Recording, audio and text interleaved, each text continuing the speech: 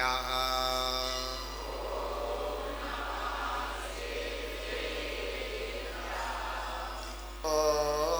नमः सिद्धेभ्यः।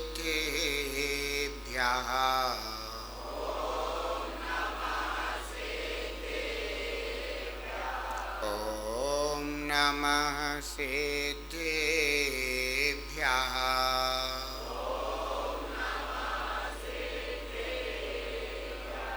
ॐ नमः सिद्धेभ्यः।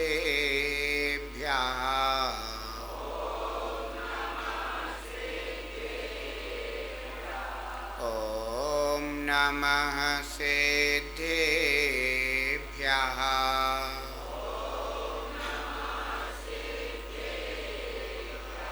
ॐ नमः सिद्धेभ्यः।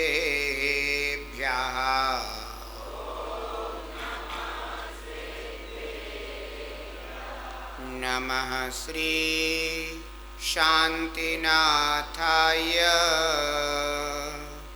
जगच्छान्ति विधायिने कृत्स्नकर्मौघ शान्ताय शान्तये सर्वकर्मणां। नमः श्री वर्धमानाय निर्धूतकलिलात्मने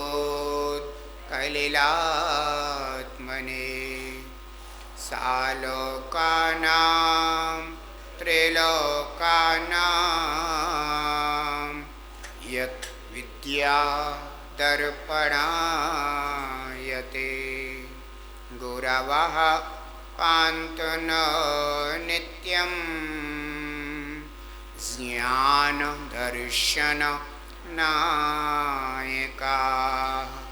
चारित्रार्णव गम्भीरा मोक्षमार्गोपदेशकाः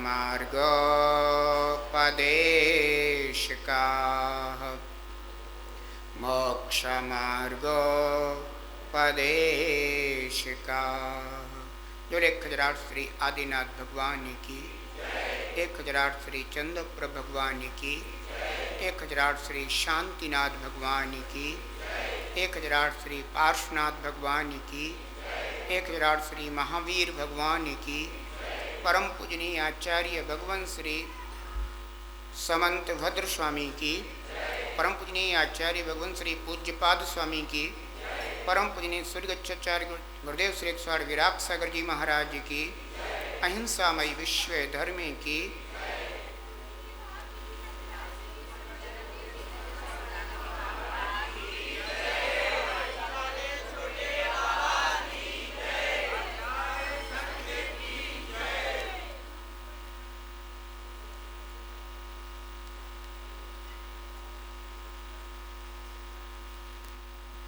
सुगुरु को वंदन कर लो, भव का आकृंदन हर लो। सुगुरु को वंदन कर लो, भव का आकृंदन हर लो। मानव जीवन पाया है, जीवन को चंदन कर लो। मानव जीवन पाया है, जीवन को चंदन कर लो। ज्ञानी का जीवन हो, ज्ञानी का जीवन दर्पण बन जाए रे। जीवन है पानी की बूंद, कब मिट जाए रे। जीवन है पानी की बूंद, कब मिट जाए रे। हानि अनहानि हो, हानि अनहानि कब क्या घट जाए रे। जीवन है पानी की बूंद, कब मिट जाए रे। जीवन है पानी की बूंद, कब मिट जाए रे। जीवन है पानी की बूंद।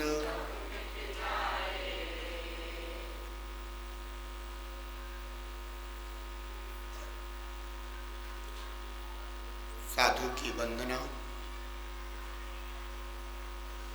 भव से बंधे हुए अशुभ कर्मों की निर्जरा का कारण बन जाती है।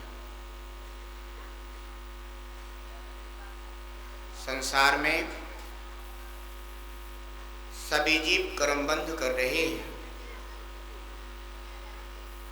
लेकिन वे जीव बिरले हैं जो अपने कर्मों की निर्जरा करने का उपाय कर रहे हैं। कर्म को बांधकर कर्म का फल भोगना ये अज्ञानियों की दशा है। कर्म बंद होने के बाद कर्म निर्जरा को स्वीकार करना ये ज्ञानियों का पुरुषार्थ। एक जीव वह है जो अपने शरीर को मलिन कर रहा है, और एक जीव वह है कि जो देह की मलिनता को धो रहा है।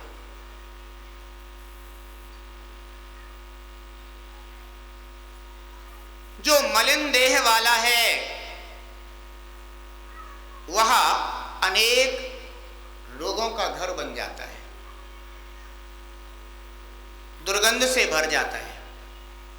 लेकिन कदाचित किसी की देह मलिन भी हो गई हो और वह उसे स्वच्छ कर लेता है तो बंधो रोगों से भी मुक्त हो जाता है और दुर्गंध से भी रहित हो जाता है। साधु शरण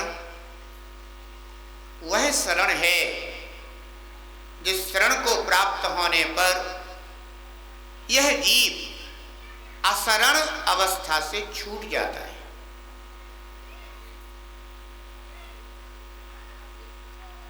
यही कारण है कि हमें अपने जीवन में साधु शरण अवश्य प्राप्त करना चाहिए। लेकिन प्रश्न यह खड़ा हो जाता है कि हम किन साधु की शरण को प्राप्त हो।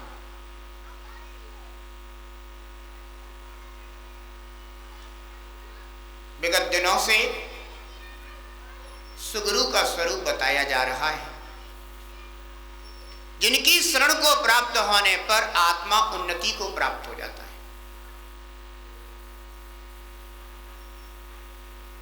सुगुरु कौन है? जो विषय आशा से रहे थे। सुगुरु कौन है? जो आरंभ के कार्यों से रहे थे। सुगुरु कौन है? जो परिग्रह से रहित हैं। सुगुरु कौन है? जो ज्ञान ध्यान में लीन रहते हैं, वे सुगुरु।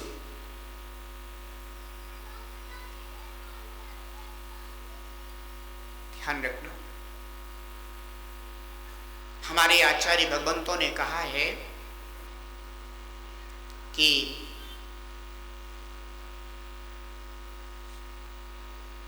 जो भी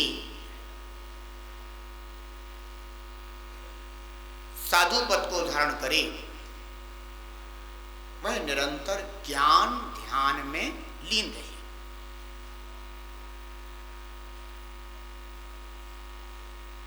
जो ज्ञान ध्यान में लीन रहेंगे वे अन्य कार्यों में लवलीन नहीं रह सकते, और जो अन्य कार्यों में लीन हो जाएंगे वे ज्ञान ध्यान में लीन नहीं रह सकते। जगत में दुखी जीव है, इस संसार में कोई सुखी नहीं है।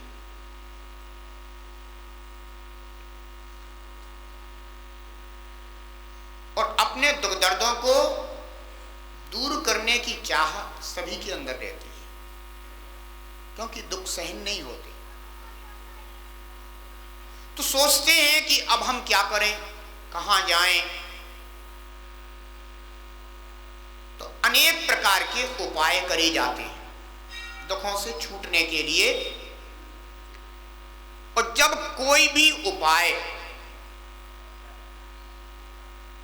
अपने दुख दर्द को दूर करने में साधन नहीं बन पाता, तो फिर सोचते हैं कि चलो भैया किन्हीं साधु महाराज महात्मा जी बाबा जी के पास चलो, शायद उनके आशीर्वाद से कुछ भला हो जाए। अगर सुगुरु है और तुम्हारा पुण्य है तो उनका आशीष भी फलित हो जाता है। और यदि सुगुरु नहीं है, कुगुरु है, और तुम्हारा पुण्य भी हो, तो बंधु कई बार तुम्हारा पुण्य क्षीण हो जाता है।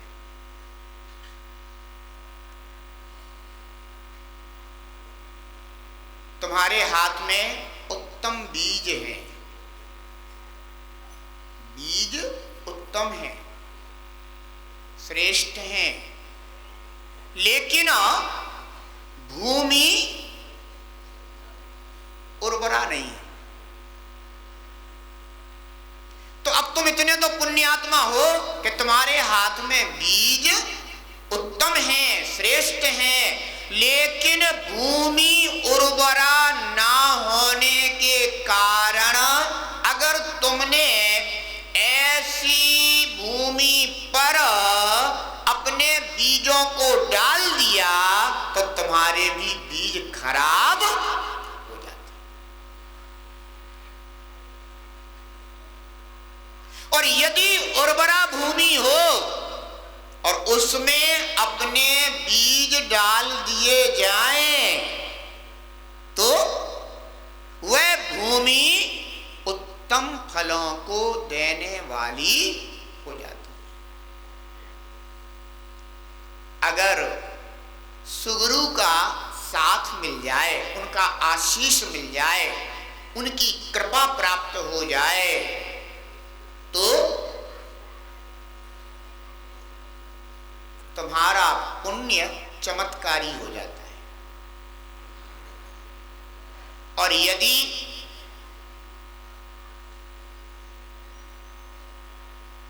सुगुरु ना हो तो तुम भले ही कितना भी सोचो, लेकिन बंधु होता तुम्हारा पुण्य क्षीण ही। मैंने कल कहा था कि भावलिंग, द्रव्यलिंग और कुलिंग 3 प्रकार के लिंग होते हैं।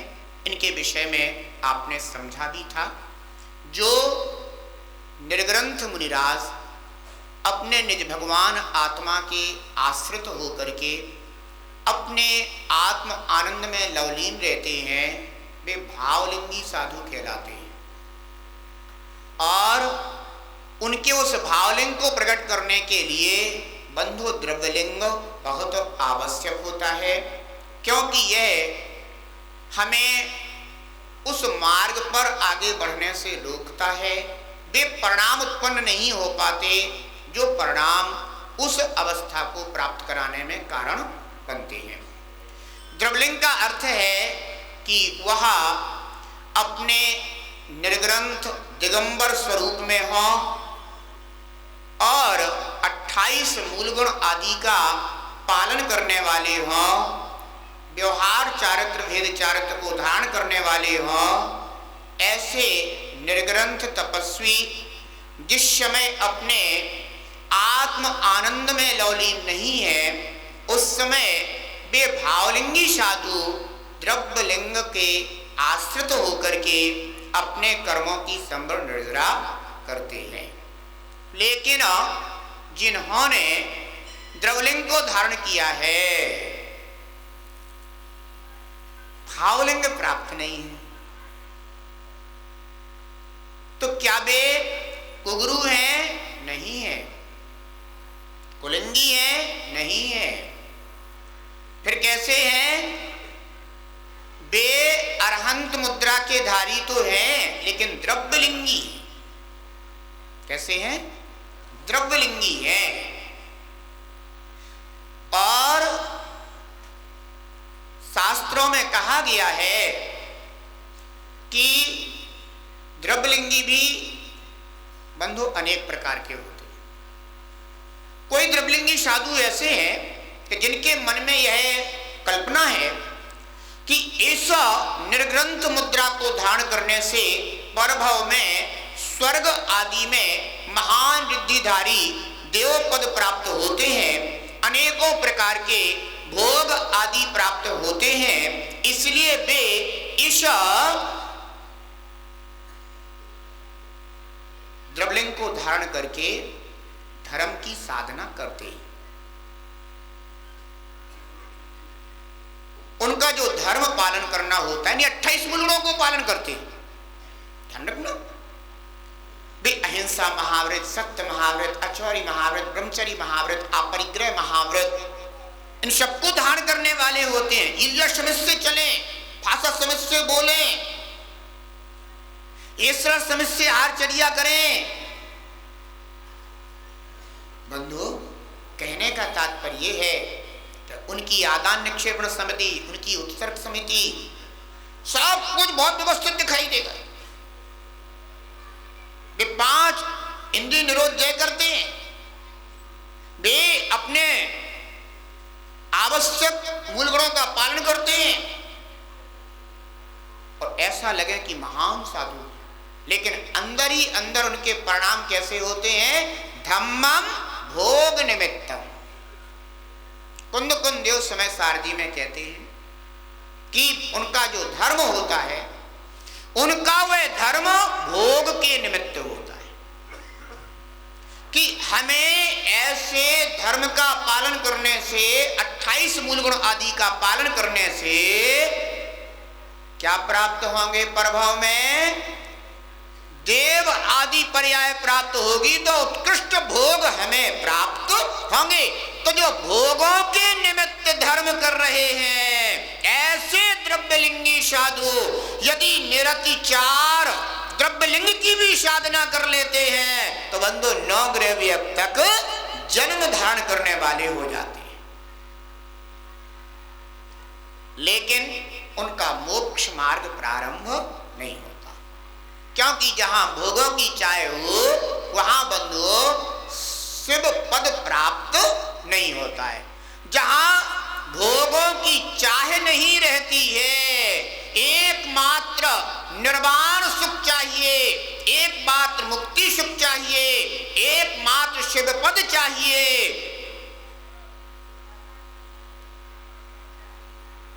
ऐसे साधक अपने निज भगवान आत्मा का ज्ञान करके, तत्व ज्ञान करके उसका आश्रय करते हैं, मोक्ष मार्गी बन करके वह निर्वाण सुख को प्राप्त कर लेते हैं।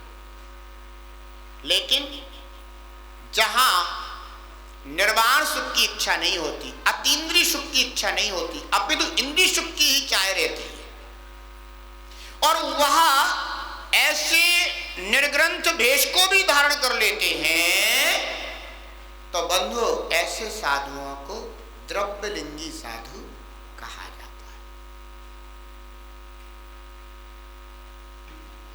ऐसे द्रव्यलिंगी साधुओं में अनेक प्रकार के भेद देखे जा सकते हैं। कोई साधु ऐसे हैं कि जो 28 मूल गुणों का पालन कर रहे हैं, यानी जो व्यवहारचर्या बताई गई है वह व्यवहारचर्या पूरी पालन करते हैं, निश्चयचर्या से उन्हें कोई प्रयोजन नहीं है, लेकिन व्यवहारचर्या उनकी देखते ही बनती है।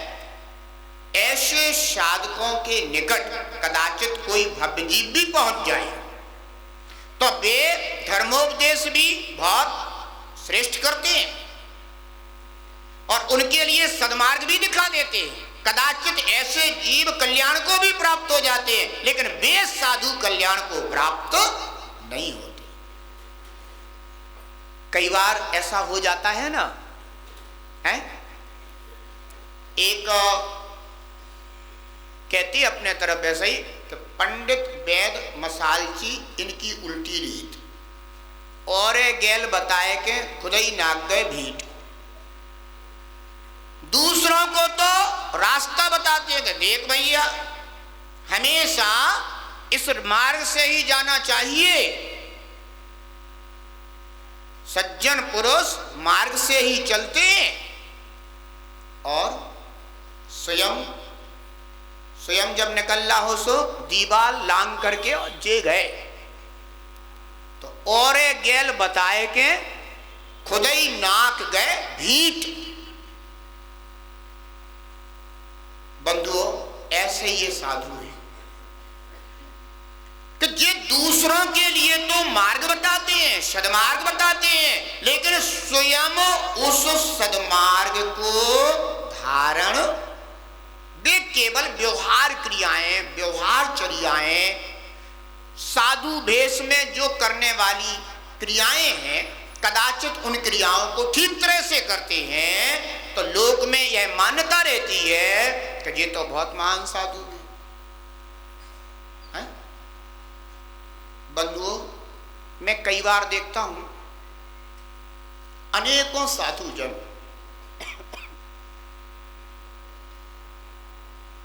व्यवहार क्रियाओं में तो ठीक रहते हैं, लेकिन उन्हें निश्चय क्रिया का कोई ज्ञान नहीं होता।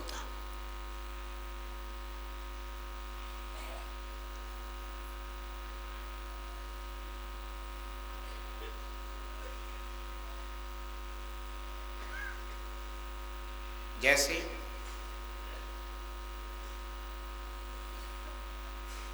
खूब गर्म पानी पिएंगे तभी प्रासुक पानी लेना। प्रासुक में और गर्म में अंतर होता है।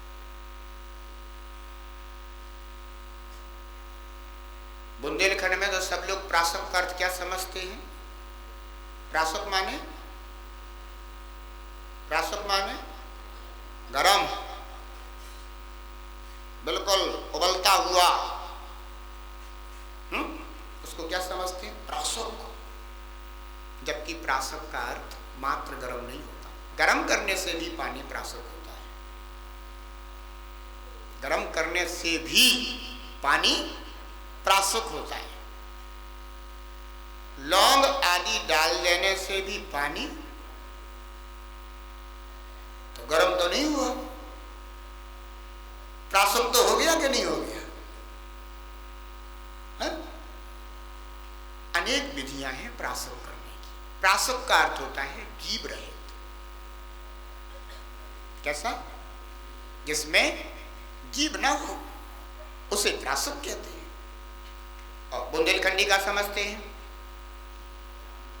अच्छा दे दो महाराज को, चौके खूब तेज गर्मी कहना पड़े, जेठ मास की भी गर्मी हो तो भी प्रासुक देना है महाराज को तो पानी, भले ही वे पित्त प्रकृति के क्यों ना हो।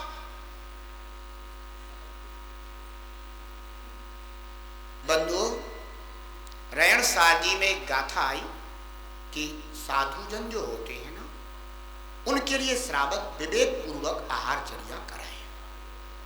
उसमें कहा गया है कि साधु की प्रकृति को जान करके कि पित्त प्रकृति के हैं कि कफ प्रकृति के हैं या वात प्रकृति के हैं, क्या उनकी प्रकृति है, उसको समझ करके विवेक पूर्वक उनकी आहारचर्या संपन्न कराएं। ये श्रावक का विवेक है। अब मान लीजिए कोई साधु कैसे हैं? पित्त प्रकृति के हैं, ठीक है ना, और तुमने क्या किया कि महाराज को तो कैसा पानी देना चाहिए? है गरम, क्योंकि प्रासुक माने क्या समझ रखा है तुम लोगों ने? गरम, तो इन्हें तो गरम देना चाहिए। अब एक तो वैसे ही उनका हाल बेहाल है, तो ऊपर से तुमने जो है ना उन्हें आहारचर्या भी काय के लिए कराई थी कि इनकी संयम साधना ठीक चले, और तुमने बिना विवेक के अगर उन्हें ऐसा आहार आदि दे दिया तो बंधु उनका संयम पलेगा या उनकी रोग बीमारी बढ़ेगी। तो तुमने उन्हें क्या दिया?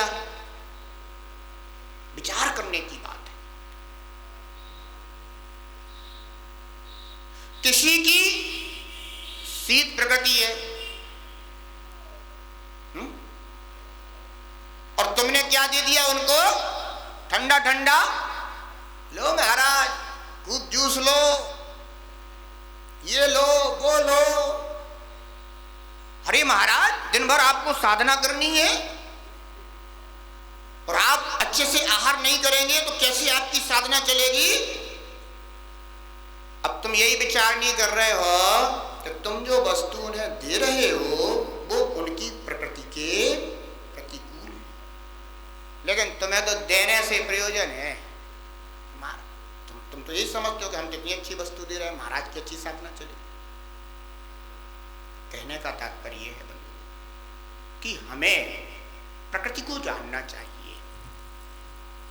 प्रासुक का अर्थ केवल ये नहीं है कि तुम तो गरम गरम करके दो। केवल पानी प्रासुक थोड़ी ना होता है, और भी चीजें प्रासुक होती है। किसी को चूर्ण बना देने से प्रासुक हो जाता है, हो जाता है कि नहीं हो जाता? जैसे नमक आदि।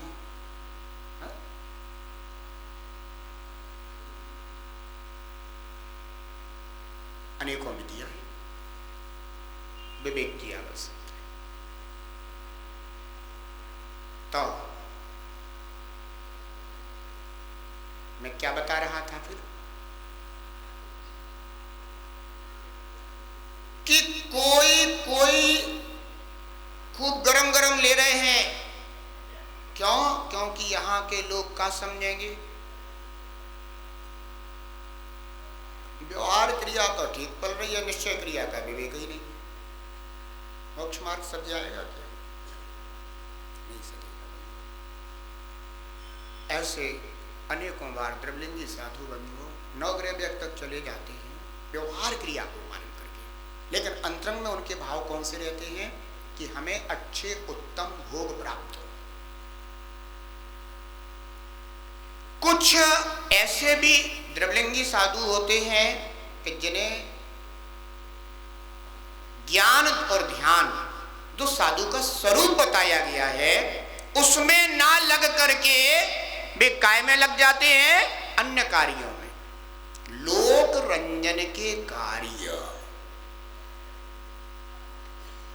आचार्य कुंद देव ने अष्टपाहुड़ जी के अंतर्गत कहा है कि जो साधु लोक रंजन के कार्यों में लगे रहते हैं ये भवाभिनंदी साधु कहलाते हैं।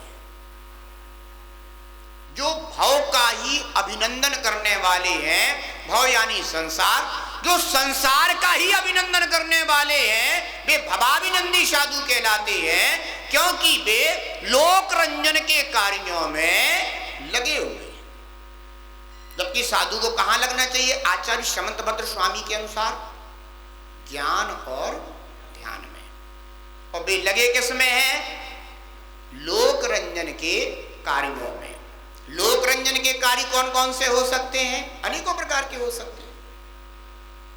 एक जगह पर एक साधु जी का चातुर्मास कलश स्थापित किया गया। चातुर्मास कलश के ऊपर श्रीफल रखा गया। उन्होंने घोषणा कर दी कि चातुर्मास के बाद श्रीफल को फोड़ा जाएगा, फिर देखना इसमें से रत्न निकले।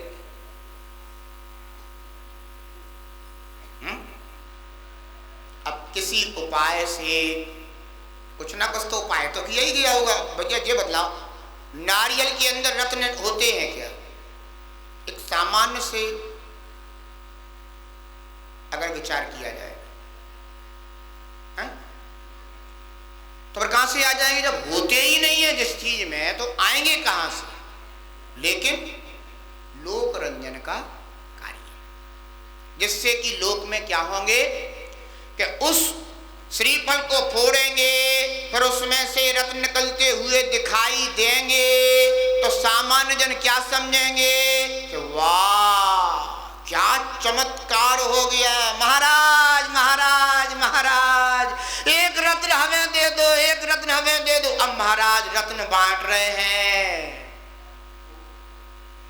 ले जा इसको अपनी तिजोरी में रख लेना। जबकि ये सब कार्य कौन सा है? मात्र लोक रंजन का कार्य। इतना काम तो एक जादूगर भी कर देता है, नहीं कर देता है? इससे सामान्य जन जो अज्ञानी जन हैं बंधु, जो लोभी प्रकृति के हैं श्रावक, वे क्या हो जाते हैं? फिर उनसे प्रभावित हो जाते हैं और कहते हैं कि अब तुम्हें जब भी कोई परेशानी हो तो आ जाना हमारे पास। अब ऐसे लोभी लोग जो है ना, क्यों नहीं भागेंगे? और उसके बदले में फिर वही, और है क्या इससे ज्यादा? दुनिया में बंधु धन ने दुनिया को अंधा कर रखा है। दिगंबर साधु के लिए आचार्य कुंद कुंद देव जैसे महान संत अष्टपाहट जी के अंतर्गत कहते हैं कि जो साधु दिगंबरत्व धारण करने के बाद यदि धन हाथ में लेता है तो वह नाचने के लिए अपनी माता को आगे कर देता है। जैसे सपूत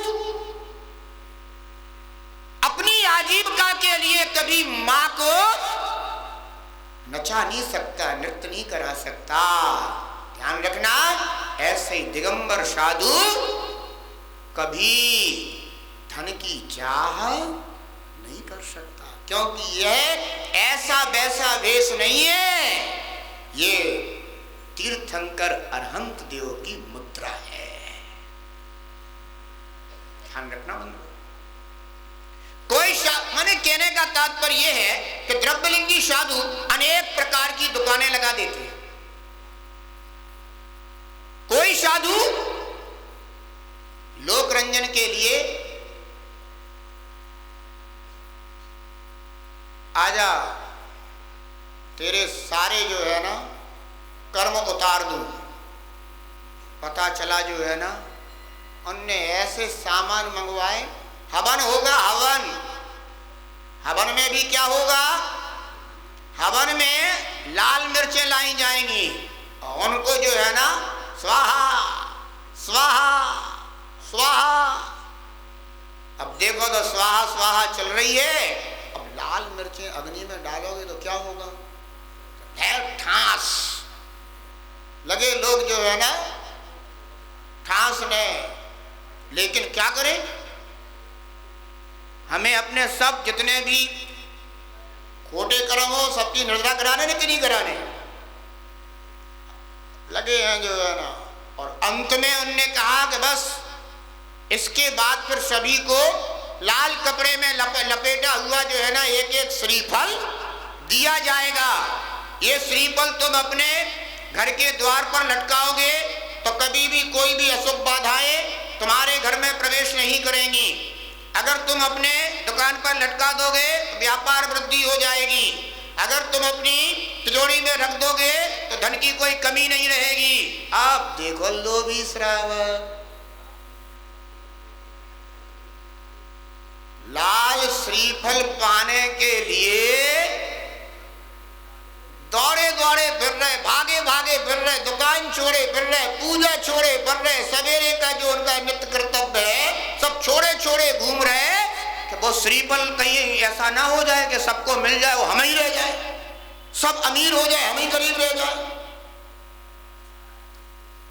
और उधर उनने अपना एक बैठा रखा है भक्त कि सुनो श्रीफल उसी को मिलेगा जो रसीद लेकर के आएगा।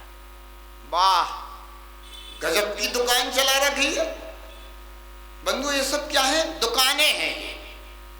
भेष जैन मुनि का धारण किया हुआ है, वेश निर्ग्रंथ मुनि का धारण किया हुआ है, और द्रव्यलिंग धारण करके बंधुओं भाव धर्म की साधना तो है नहीं, केवल बाहर की साधना है। और उसके माध्यम से क्या दिखा रहे हैं? लोक रंजन का कार्य, लोक सामान्य जनों को प्रभावित करने का कार्य, चमत्कार। अब देखो तो लोग जो है ना वे श्रीफल लेने के लिए दौड़े दौड़े फिर रहे, 500 1000 की 2000 की रसीदें कट रही है। उनका तो बढ़िया भला होगा, इतने श्रीफल बताओ, 10 रुपया को श्रीफल 1000 2000 में चलो जाए, इससे अच्छा व्यापार और क्या हो सकता है?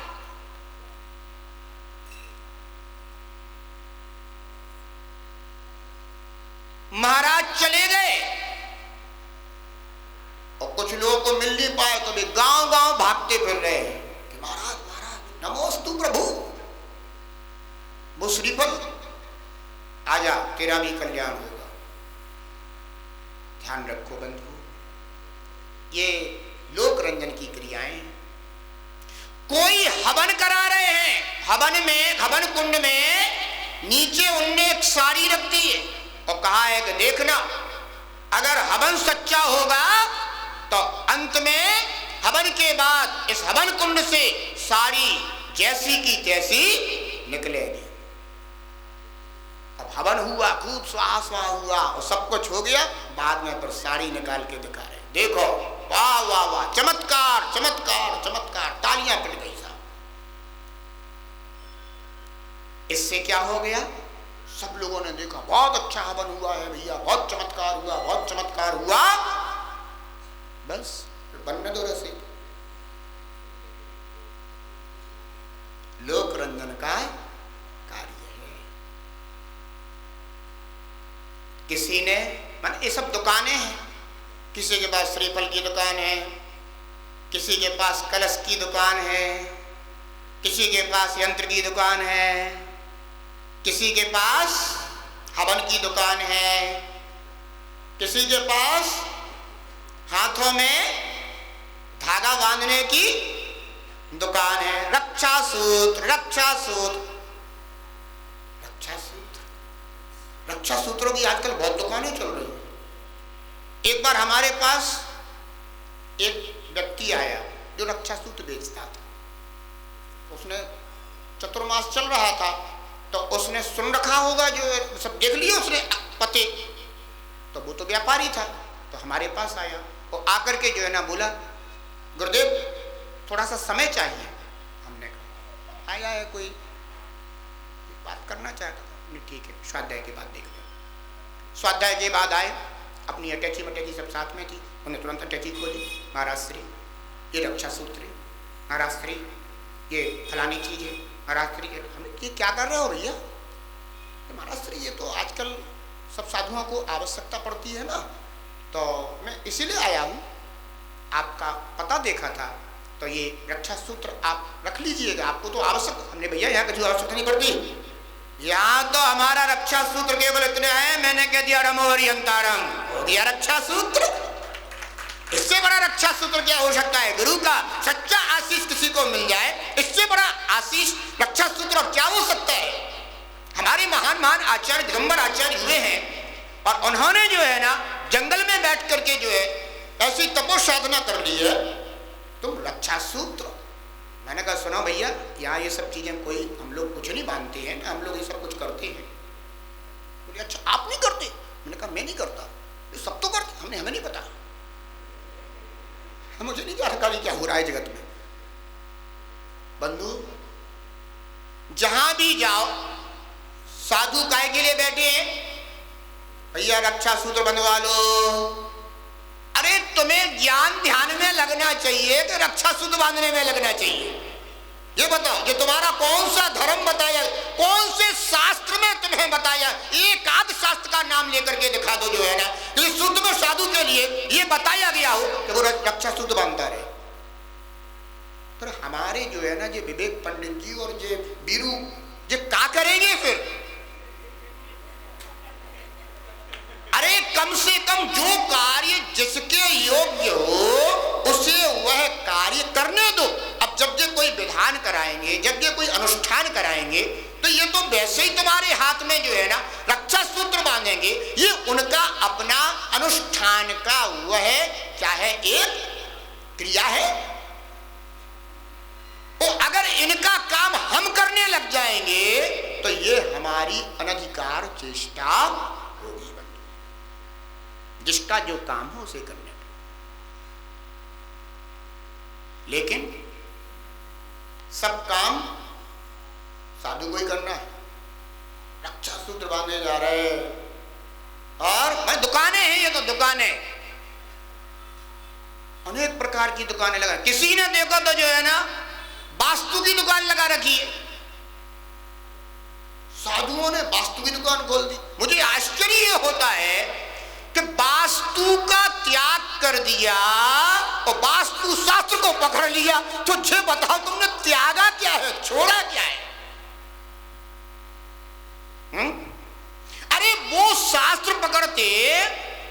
जिस शास्त्र में तुम्हें ज्ञान और ध्यान की शिक्षा प्राप्त होती तो तुम्हारा साधु साधुत्व पद भी प्रशंसनीय माना जाता, लेकिन तुमने किया क्या? वास्तु छोड़ दिया। वास्तु माने मकान, वास्तु माने घर, तो वास्तु छोड़ दिया और वास्तु शास्त्र पकड़ लिया। अब घूम रहे हैं पिच्ची कमंडलू लेकर के, और जाको घर देखें, बाको घर देखें, जो पिलर देखें, बा छत देखें, तो जो ही तुम्हें देखना तो भैया घर में रह करके देखते रहते, वास्तु शास्त्री बन जाते। लेकिन काय को जो है ना ये निर्कृत मुनि मुद्रा धारण करके जो है ना इस अरहंत की मुद्रा को इतना निंदित क्यों करते हो, क्यों लज्जित शर्मिंदित करते हो? बंधु, ये अरहंत देव की मुद्रा है, ये ऐसे कार्यों को करने के लिए नहीं है, ये वास्तु की दुकान लगाने के लिए नहीं है। बंधु, ये तो ज्ञान और ध्यान से सुशोभित होने के लिए है।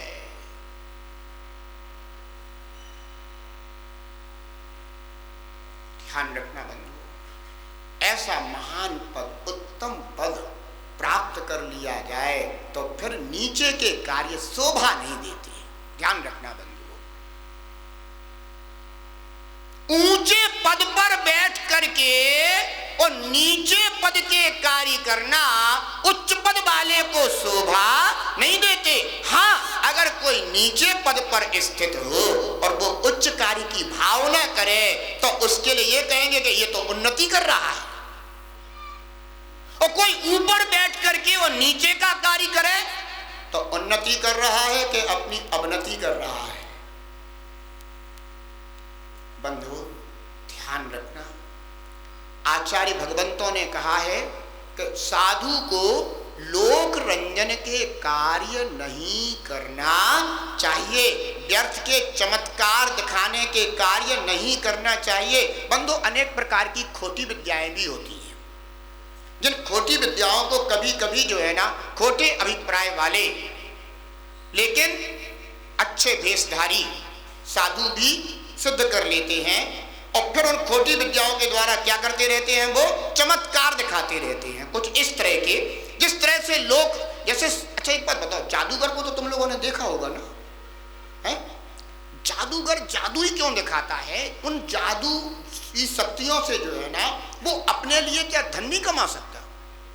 हम एक बार थे जो है ना, छोटे में थे, तो हमको जो है ना 2 रुपये दिए गए और कहा गया कि जाओ सब्जी खरीद लाओ। रविवार का दिन था। अब मैं थैला लेकर के जो है ना सब्जी खरीदने गया तो एक जगह पर जो है ना एक जादूगर अपनी डमरू बजा रहा था, और डमरू बजाते हुए जो है ना वो सबको इकट्ठा कर रहा था।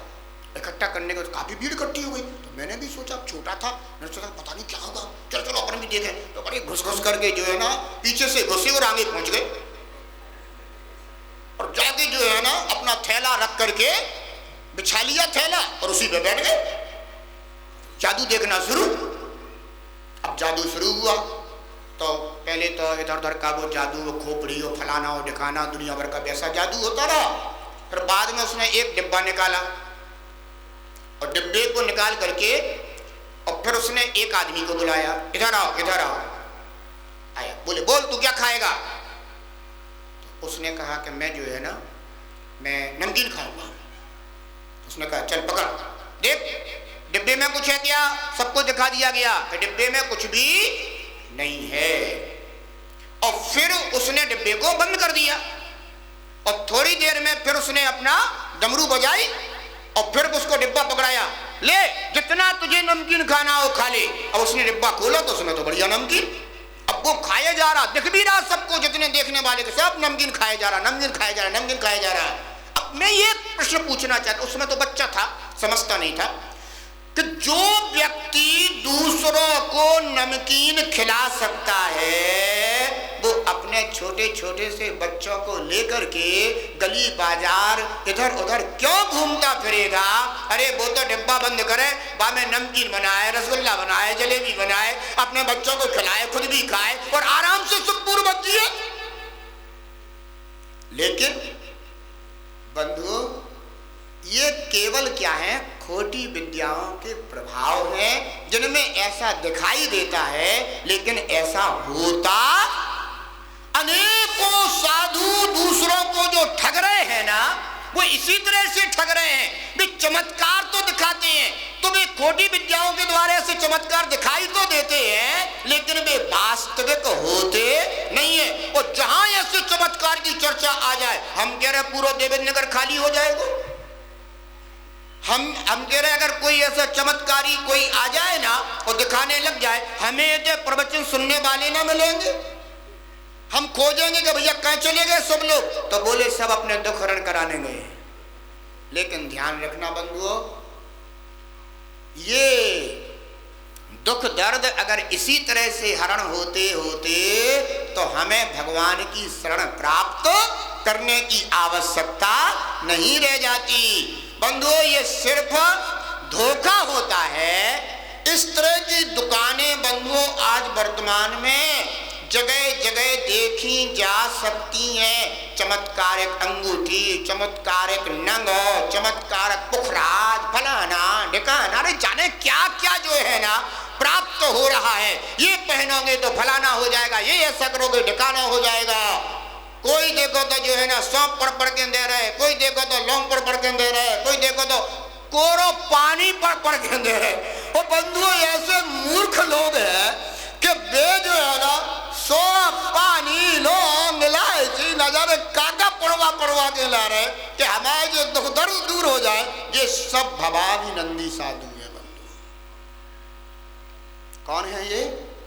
भवाभिनंदी साधु हैं। ये अरहंत की मुद्रा को धारण करके अपनी अपनी दुकानें लगा करके बैठे हुए हैं कि हमारी दुकानों पर कोई तो आए, कोई ना कोई कष्ट वाला तो होगा ही होगा। किसी का सिर दर्द करता होगा, किसी का पेट दर्द करता होगा, कोई घर से परेशान होगा, कोई पत्नी से परेशान होगा, है ना, कोई अपने मकान वास्तु से परेशान होगा, कोई फलाने दुकानें, सब दुकानें लगाए बैठे हैं कि इस दुकान पे कोई आए, फंसे और अपना व्यापार चले। बंधुओं, सच्चे साधु जब भी दिखाई देंगे तो वे किस में दिखाई देंगे? या तो ज्ञान में होंगे या फिर अपने ध्यान में होंगे। उन्हें फुर्सत ही कहाँ है इन व्यर्थ के कार्यों से। और बंधुओं, ऐसे सच्चे वीतरागी श्रमण अगर कदाचित अपने अंदर में करुणा भाव को धारण करके और किसी भव्य जीव को अपने मुख से आशीष के वचन बोल भी दे तो बंधुओं उसका दुख दर्द तत्काल दूर हो जाता है। क्योंकि उनकी तपो साधना से उन्हें ऐसी सहज ही सिद्धि प्राप्त हो जाती है ना। लेकिन वो इन सिद्धियों के लिए, रिद्धियों के लिए कभी साधना करते नहीं है। ये तो सहज प्राप्त होने वाली चीजें हैं। जैसे तुम भोजन करते हो तो क्या ये सोच के करते हो कि हमारे शरीर में 2 किलो खून बन जाए? हैं? ये तो अपने आप ही हो जाता है, नहीं हो जाता है क्या?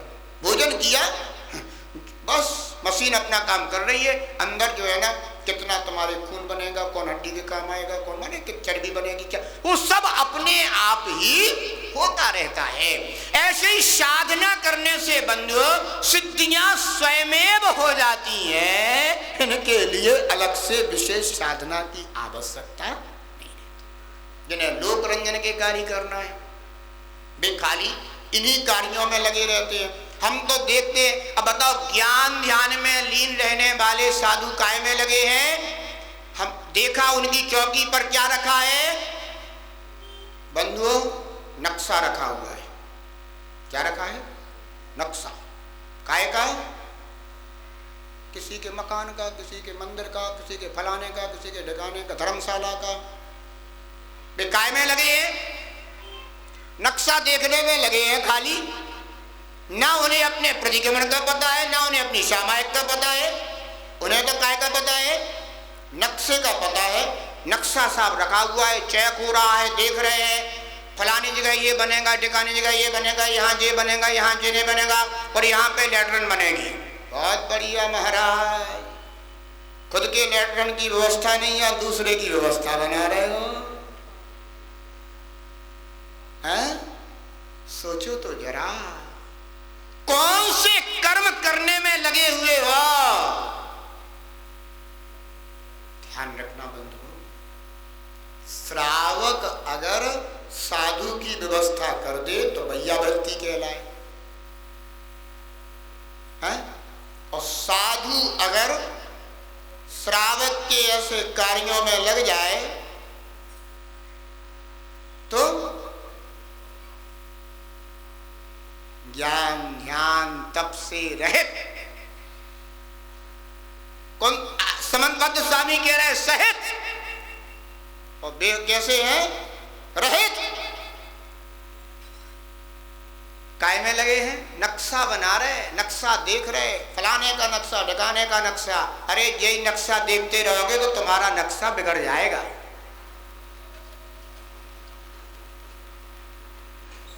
वो साधु बड़ी दुर्लभता से प्राप्त होने वाले इस रत्नत्रय धर्म को धारण करके ये लोक रंजन के कार्यों को कभी नहीं करना चाहिए, क्योंकि ये लोक लुभावन कार्य, लोक रंजन के कार्य ख्याति तो दिला देंगे लेकिन मुक्ति नहीं दिला सकते, सदगति नहीं दिला सकते, मुक्ति तो दूर की बात है। ध्यान रखना, साधु को कैसा होना चाहिए? ज्ञान ध्यान तपो रखता। जब भी देखो साधु किस में लगे हैं? ज्ञान में और ध्यान में। अहो, ऐसा उत्तम स्वरूप देखने में आ जाए तो धन्य। बंधुओं, द्रव्यलिंगी साधुओं के ऐसे अनेक रूप दिखाई दे सकते हैं, और हमारे आचार्य भगवंतों ने यह भी लिखा है कि द्रव्यलिंग भी पूज्य होता है। बंधु, ये और ध्यान रखना, द्रव्यलिंग भी पूज्य होता है, लेकिन क्या हम सब द्रव्यलिंगियों को पूज्य माने? नहीं, ये और ध्यान रख लेना। जो द्रव्यलिंगी साधु कदाचित व्यवहार चर्या को निरतिचार पालन कर रहे हैं, 28 मूल गुण आदि क्रियाएं कर रहे हैं, लेकिन लोक रंजन के कार्यों से दूर हैं, सन्मार्ग की शिक्षा भी देते हैं, ऐसे द्रव्यलिंगी साधुओं को भी पूज्य माना गया है। टोडरमल जी ने मोक्ष मार्ग प्रकाशक में एक कथन किया है कि जो निर्मोही श्रावक है वो क्या द्रव्यलिंगी साधु को नमस्कार कर सकता है? उसे दोष तो नहीं लगेगा?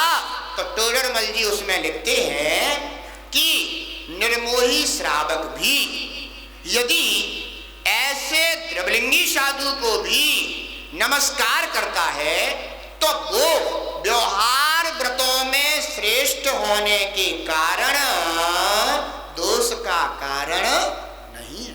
लेकिन जो लोकरंजन के कार्यों में लगे हुए हो वे तो बंधु व्यवहार क्रियाओं से भी रहित हैं। इसलिए ध्यान रखना,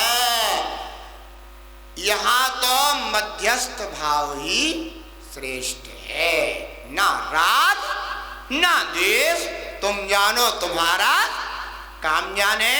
बंधुओं, यहां मध्यस्थ भाव रखना श्रेष्ठ है। ध्यान रखना, यद्यपि अगर तुम विवेकी श्रावक हो तो एक मार्ग भी है। क्या? अगर विवेकी श्रावक हो, स्वाध्यायी श्रावक हो तो मार्ग है।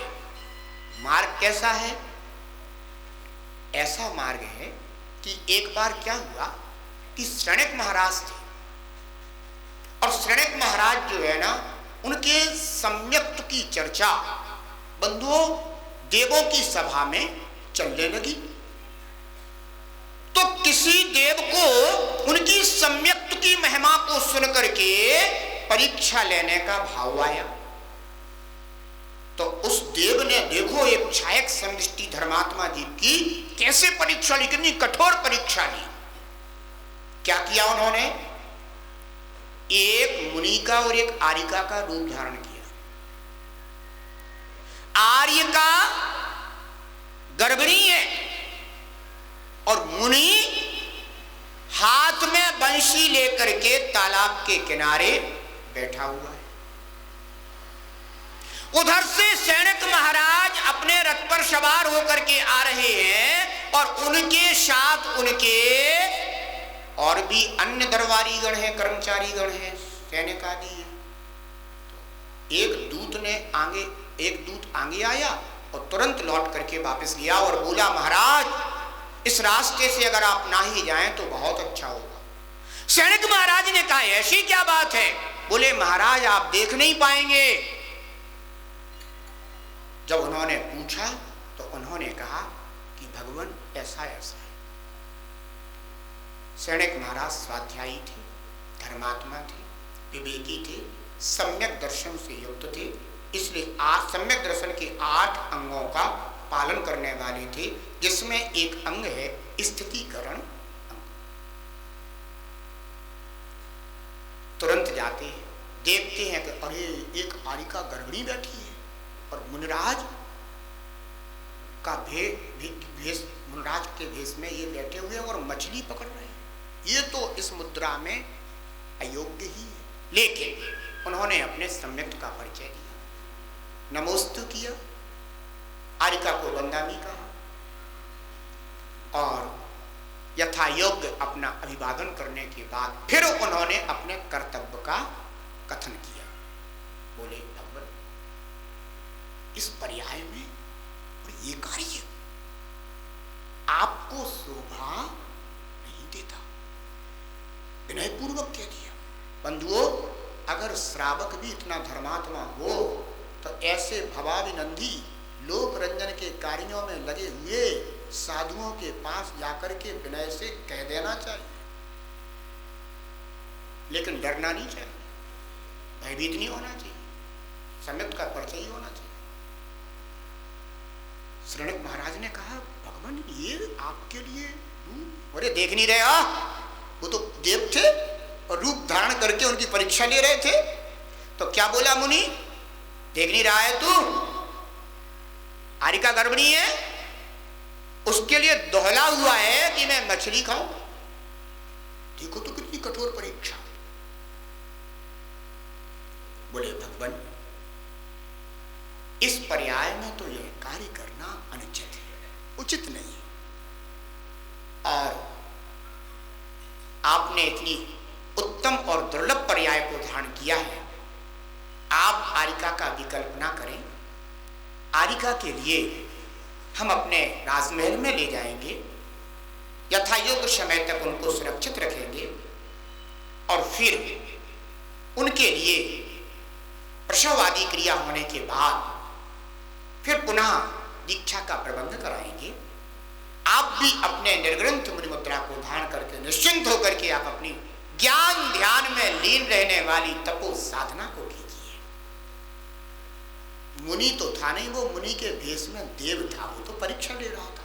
अंदर ही अंदर सोचने लगा, धन्य है, धन्य है, धन्य है इस श्रावक का सम्यक दर्शन यानी सच्ची श्रद्धा, धन्य है। बंधुओं, वह आर्यिका को अपने राजमहल में ले जाने के लिए पूरी तैयारी कर देती है। देव जो था वो तो परीक्षा लेने आया था, तुरंत ही अपने स्वरूप में प्रकट होता है और कहता है कि वो सैनिक महाराज आप मुझे क्षमा करें, मैंने आपके सम्यक दर्शन की चर्चा देवों की सभा में सुनी थी, इसलिए मैं तो परीक्षा लेने के लिए आपके लिए यहां पर आ गया था। बंधुओं, अगर सच्चा धर्मात्मा श्रेष्ठ श्रावक हो, स्वाध्यायी श्रावक हो, तो वह ऐसे साधुओं के पास जाकर के भी कह सकता है कि आपको इस पर्याय में ऐसा कार्य करना शोभा नहीं देता। आप तो भगवान हमेशा ज्ञान और ध्यान में रह करके अपनी रत्र की साधना में संलग्न रहिए, और हमें बस सद्धर्म वृद्धि रस्तु, दर्शन विशुद्धि, बस भगवान इतना ही आशीर्वाद दे दीजिएगा, समाधि रस्तु, बस इतना ही आशीर्वाद दे दीजिएगा, हमारा तो इतने में ही कल्याण हो जाएगा। लेकिन आप हमारे लिए अपना अकल्याण मत कीजिए। बंधुओं, अगर इतना विवेक हो तो आप यह कार्य कर सकते हैं, और अगर आप में इतनी क्षमता ना हो तो माध्यस्थ भावो विपरीत वृत्त, तो फिर अगर रत्नत्रय धर्म से विपरीत अवस्था है तो फिर वहां पर क्या धारण कर लेना चाहिए? माध्यस्थ भाव धारण कर लेना चाहिए, ना राग ना द्वेष। बंधुओं, फिर तुम जानो, तुम्हारा काम जाने, है ना। कहने का तात्पर्य है बंधु कि द्रव्यलिंग को धारण करके कई लोग इस तरह से बंधुओं अनेकों लोक रंजन के कार्यों में लगे हुए हैं। हमें स्वयं निर्णय करना होगा कि वास्तव में सुगुरु कौन है, किनकी शरण को प्राप्त करके हम अपना आत्म कल्याण कर सकते हैं, आत्महित कर सकते हैं। बंधुओं, श्रावक तो वैसे भी ग्रस्त जीवन में रहता है, उसका बहुत ज़्यादा धर्म ध्यान तो हो नहीं पाता, और फिर उसमें भी ऐसे भवाभिनंदी द्रव्यलिंगी मिल गए अथवा कुलिंगी मिल गए तो बंधुओं उसका तो अकल्याण ही अकल्याण है, फिर उसका कल्याण होने वाला नहीं है। इसलिए बंधुओं, भवाभिनंदी नहीं, भावाभिनंदी साधुओं का आश्रय कीजिए। भावाभिनंदी यानी भाव यानी स्वभाव, जो अपने स्वभाव का अभिनंदन करते हैं, ऐसे सुगुरु का आश्रय करने से अवश्य ही भव्य जीवों का कल्याण होता है, हित होता है। बंधुओं, साधु का स्वभाव क्या है? अपने को ज्ञान ध्यान में लीन रखना और दूसरों को भी बंधुओं ज्ञान ध्यान की शिक्षा प्रदान करना, बस यही सच्चे साधुओं का लक्षण है। चमत्कार दिखाना, दुनिया भर के जो है ना ये ढोंग रचाना, बंधुओं ये साधुओं के लक्षण नहीं है, ये तो भवाभिनंदी साधुओं के लक्षण हैं। ध्यान रखना बंधुओं, इसलिए भवाभिनंदियों से बचें। नहीं तो अब महाराज तो महाराज ही होते हैं, सब महाराज बराबर हैं। जैसे आप महाराज हैं ऐसे बे महाराज हैं, ऐसे बे महाराज हैं, ऐसे बे महाराज हैं। अरे भैया, भेष सब जगह मिल जाएंगे, क्रियाएं भी देखना चाहिए, क्योंकि अब तुम भाव से तो निर्णय कर नहीं सकते हो, हैं? भावलिंग को तो तुम पहचान नहीं सकते हो, तुम भावलिंग को नहीं पहचान सकते, लेकिन कम से कम क्रियाओं से तो निर्णय कर ही सकते हो, हैं? कोई जागरण करा रहे, कोई फलाना करा रहा, कोई ढकाना करा रहा, कहाँ लगे हो तुम, किन कार्यों में लगे हुए हो? सोचो तो जरा, तुम्हारा कर्तव्य क्या था? ज्ञान और ध्यान, इससे ज्यादा तुम्हारा कर्तव्य नहीं है। ध्यान रखना, जिसने जो व्यक्ति है ना फिजिक्स पढ़ाता हो, है ना, उससे कह रहे कि तुम जूलॉजी पढ़ाओ। अब वो भैया फिजिक्स का है ना लेक्चरर है, और तुम उससे क्या कह रहे हो कि जूलॉजी पढ़ा। अब उसने जूलॉजी का अध्ययन ही नहीं कर रखा है। अब जूलॉजी वाला अगर फिजिक्स पढ़ाने पहुंचे या फिजिक्स पढ़ाने वाला अगर जूलॉजी पढ़ाए तो गड़बड़ होगी कि नहीं होगी? वो तो होना ही होना है। फिर तो बंधु यही दशा हो रही है। लोक रंजन के कार्यों में लगे हुए साधु, जो उनका कर्तव्य नहीं है, ऐसे अकर्तव्य के कार्यों में लगे हुए हैं और अपने आप में बहुत सम्मानी, बहुत सम्मान के योग्य। क्यों? क्योंकि सामान्य जन तो समझते ही नहीं है कि शास्त्रों में बंधु ऐसे साधुओं को भवाभिनंदी साधु कहा है। योग सार प्रावृत में आचार्य अमित गति ने भवाभिनंदु साधु उनके लिए नाम दिया है। ध्यान रखना बंधुओं, इसलिए सुगुरु की शरण ले। किसकी? सुगुरु की शरण। जो प्रशंसा करो तो भी आशीर्वाद देता है, निंदा कर दो तो भी आशीर्वाद देता है। कभी किसी के प्रति अहित का भाव मन में नहीं लाता। और अगर कोई ऐसा कहने लग जाए, ऐसा नहीं करेगा तो तो सत्यानाश हो जाएगा। अरे भैया जी साधु तो हो नहीं सकते, क्योंकि साधु के मुख से कभी ऐसी भाषा का प्रयोग नहीं हो सकता। बंधुओं, साधु की भाषा तो हमेशा साधु रूप ही होती है ना, क्योंकि जिसका जैसा स्वभाव होता है। मीठे जल के कूप के पास जाओगे तो पानी कैसा निकलेगा? मीठे जल के कूप से कभी खारा पानी नहीं निकल सकता, और अगर खारे पानी के कूप के पास जाओगे तो कभी मीठा पानी नहीं मिल सकता। इसलिए बंधुओं, थोड़ा सा अपने भी ज्ञान का परिचय दीजिए, अपने भी ज्ञान से निर्णय कीजिए। आपको भी ज्ञान प्राप्त है, बाजार की वस्तु खरीदते हो तो अपने ज्ञान का उपयोग करते हो, तो फिर जहां सदगुरु चाहिए जो तुम्हें किससे मिलाते हैं? परमात्मा से मिलाते हैं। ऐसा सदगुरु का स्वरूप है। गुरु गोविंद दो खड़े काके लागू, और बलहारी गुरु आपकी जो गोविंद दियो। गुरु किसको बताते हैं? गुरु गोविंद को, भगवान को तो बताने का मार्ग बताएंगे, उनसे परिचय तो कराएंगे।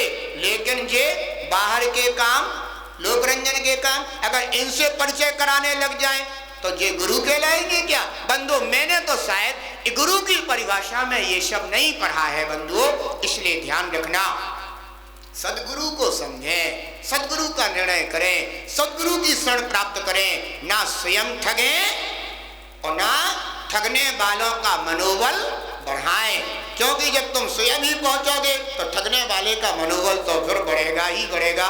है बंधुओं, चमत्कारों में ना फंसे, क्योंकि ये चमत्कार केवल तुम्हें आंखों को दिखाने के लिए है, इनमें वास्तविकता नहीं होती है। अपनी भुजाओं पर, अपने पुरुषार्थ पर भरोसा रखें बंधुओं, ध्यान रखना। जो व्यक्ति अपने पुरुषार्थ पर भरोसा रखता है बंधुओं, वो दुनिया में कभी भी ठगा नहीं जाता, हमेशा सम्मान का पात्र होता है। इसलिए सभी लोग इस बात का अवश्य ध्यान रखेंगे। भावलिंग और द्रव्यलिंग, द्रव्यलिंग में भी कौन सा द्रव्यलिंग पूज्य है? जो 28 मूलगुणों की आराधना करता हो, जो सद्मार्ग की शिक्षा देता हो और इन लोक रंजन क्रियाओं से दूर रहता हो। बंधुओं, ऐसा मुनि का स्वरूप अवश्य ही आपके लिए सुख का कारण बनेगा, शांति का कारण बनेगा, परमार्थ को देने वाला होगा और एक दिन परमात्मा से परिचय अवश्य कराएगा। ऐसा ही सबके लिए प्राप्त हो, ऐसा मेरा मंगल मंगल आशीर्वाद है। सुगुरु को बंधन कर लो, भव का आकृंदन हर लो। सुगुरु को बंधन कर लो, भव का आकृंदन हर लो। मानव जीवन पाया है, जीवन को चंदन कर लो। ज्ञानी का जीवन हो, ज्ञानी का जीवन दर्पण बन जाए रे। जीवन है पानी की बूंद, कब मिट जाए रे। जीवन है पानी की बूंद, कब मिट जाए रे। हानि अनहानि हो, हानि अनहानि कब क्या घट जाए रे। जीवन है पानी की बूंद, कब मिट जाए रे। जीवन है पानी की बूंद, कब मिट जाए रे। जीवन है पानी की बूंद। ध्यान रखना है सभी के लिए। आज कितनी तारीख हो गई है? कितनी? 2 है क्या? तो आज 2 तारीख हो गई है। पर्युषण पर्व में कितने दिन रह गए हैं? 4 दिन रह गए हैं। इसके बाद फिर अपने 10 लक्षण महापर्व